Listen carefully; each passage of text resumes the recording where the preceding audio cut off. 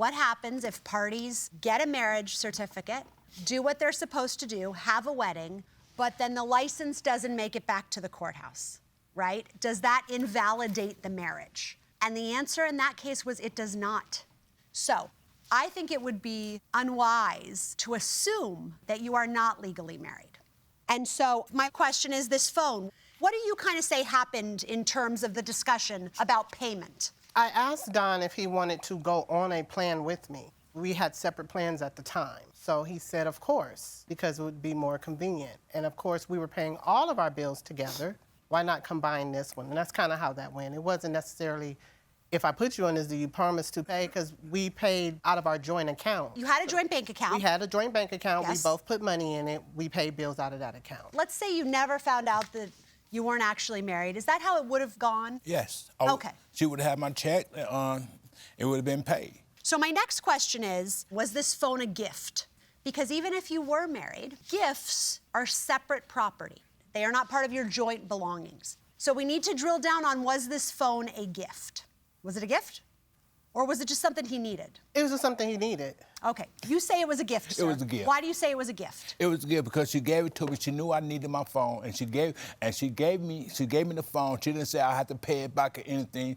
She right, knew. but what led you to believe this was a gift as opposed to something that your wife bought you because you needed it? Or do you see that as the definition of a gift? I say as a definition as a gift. So this wasn't for a special occasion, or it wasn't like your birthday present? No.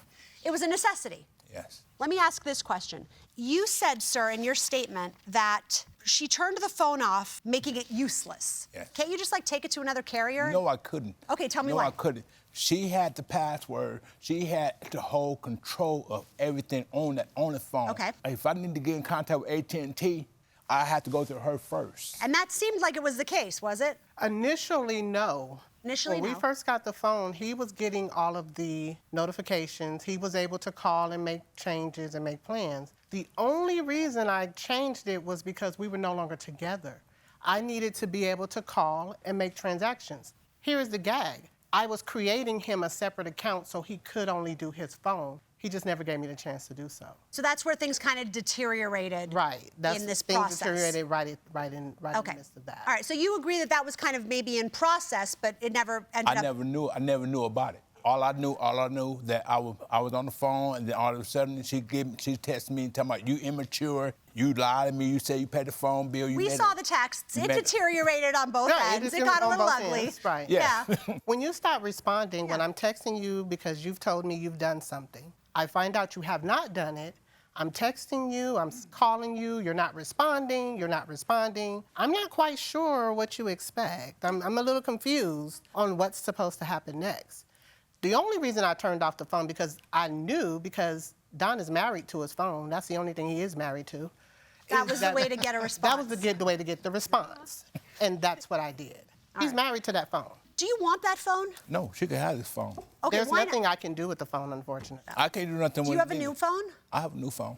All right. Anything further, Judge? No. Judge? No. The parties are excused while we deliberate in this case. You know, perhaps on a humorous note, I still have the authority to marry people. No, thank you. All right, good. Well, we made that perfectly clear. So this ruling is not an affirmation that you, in fact, were married or not married. It's not before us. And we were able to resolve it without needing to address that issue. We found unanimously that there was an implied agreement between the two of you, which would be consistent with what you did in the past in terms of your household living and what you spent. Now, you have sued for the full amount of the phone as well as the full amount of the phone bill. But under the circumstances, we found that there was an implied agreement to share those expenses. And therefore, you would not be entitled to the full amount, but half of that amount. The reason why we have laws requiring minimum ages for people to get married is so that they are mature enough to appreciate the significance of the vows that they take. And it seems to me that you, by virtue of your behavior, were not mature enough to appreciate the significance of the marriage vow that you took. Wouldn't that be fair to say? Yes. So the verdict of our court is in your favor, Ms. Clark, for $2,200. Thank you both very much.